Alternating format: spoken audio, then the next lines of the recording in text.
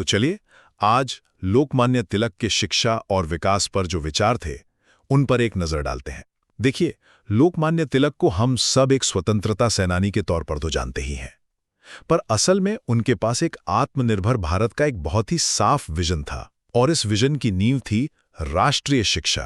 ये उनके मशहूर चतुसूत्री प्रोग्राम मतलब स्वराज्य, स्वदेशी, बहिष्कार और राष्ट्रीय शिक्षा का एक बहुत जरूरी हिस्सा था।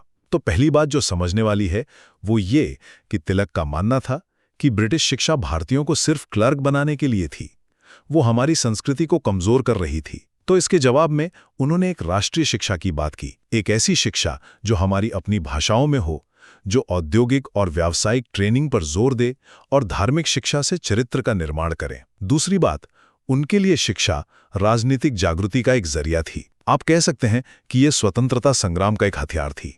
ये उनके स्वदेशी आंदोलन का एक बहुत जरूरी हिस्सा थी। इसका मकसद था लोगों में राष्ट्रवादी भावना और देशभक्ति जगाना, ताकि वो स्वराज्य या सेल्फ रूल का असली मतलब समझ सकें। और आखिर में तीसरी बात, तिलक के लिए शिक्षा का मतलब सिर्फ साक्षरता से कहीं ज्यादा था। उनका मानना था कि सिर्फ पढ़ना लिखना ही काफी नहीं है।